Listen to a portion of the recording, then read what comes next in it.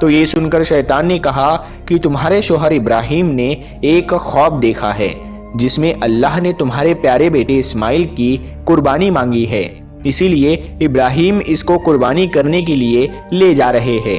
تو یہ سن کر آپ کی بیوی حضرت ہاجرہ فخر سے کہنے لگی، اے شیطان، تم پر لعنت ہو، اگر میرا بیٹا اللہ کی راہ میں قربان ہونے کے لیے جا رہا ہے تو میرے لیے اس سے بڑی خوشی کی بات اور کیا ہوگی؟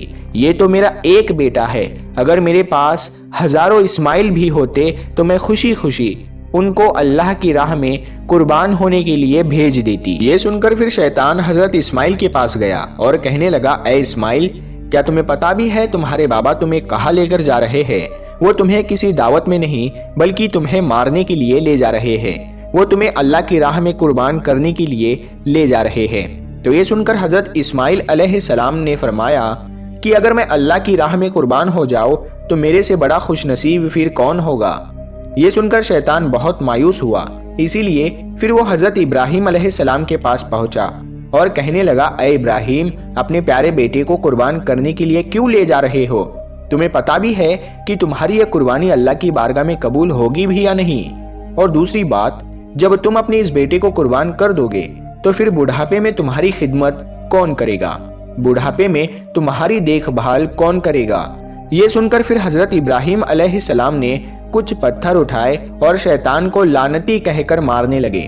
یہ دیکھ کر شیطان وہاں سے بھاگنے لگا۔ دوستو، کہا جاتا ہے کہ تبھی سے مکہ میں حج کے دوران شیطان کو پتھر مارا جانا شروع ہوا۔ اسی وجہ سے حج کے دوران شیطان کو پتھر مارا جاتا ہے۔ پھر حضرت ابراہیم علیہ السلام اپنے بیٹے کو ساتھ لے کر وہاں سے چل دیے اور آگے بڑھنے لگے۔ تھوڑی دور جانے کے بعد میں آپ نے اپنے بیٹے سے فرمایا، اے اسماعیل، کیا تمہیں پتا بھی ہے کہ ہم آپ کو اللہ کی راہ میں قربان کرنے کے لیے لے جا رہے ہیں؟ تو یہ سن کر آپ کا بیٹا حضرت اسماعیل علیہ السلام کہنے لگے، بابا جان، اس سے بہتر میرے لیے اور کیا ہوگا کہ مجھے اللہ کی راہ میں اللہ کے ایک نبی قربان کرنے کے لیے لے جا رہے ہیں۔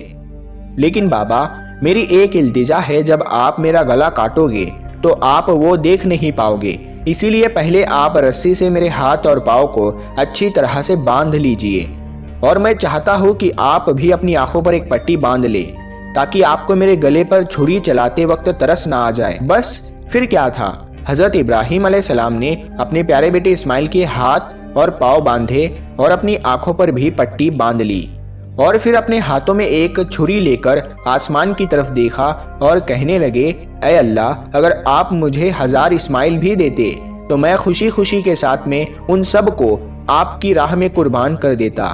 یہ کہہ کر آپ وہ چھری اپنے بیٹے اسماعیل کے گردن پر چلانے لگے تو اتنے میں اللہ تعالیٰ نے فرمایا، اے جبرائیل، جلدی سے جاؤ، جنت سے ایک جانور کو لے کر زمین پر جاؤ اور اسماعیل کو وہاں سے ہٹا کر اس کی جگہ وہ جانور کو رکھ دو۔ ابراہیم امتحان میں کامیاب ہو گیا ہے۔ جیسے ہی حضرت ابراہیم علیہ السلام نے گردن پر چھری کو پھیرا تو خون بہنے لگا، مگر اس کے بعد میں آپ نے جیسے ہی اپنی آنکھوں سے پٹی کو ہٹایا تو آپ نے دیکھا کہ آپ کے پاس میں ہی آپ کا بیٹا اسماعیل صحیح سلامت کھڑا ہوا ہے۔ پھر آپ نے جیسے ہی نیچے کی طرف دیکھا تو آپ نے دیکھا کہ اسی جگہ پر ایک دمبا، جس کو ہم بھیڑ کہتے ہیں، وہ قربان ہو چکا ہے۔ یہ دیکھ کر حضرت اسماعیل علیہ السلام نے اللہ کا شکر ادا کیا۔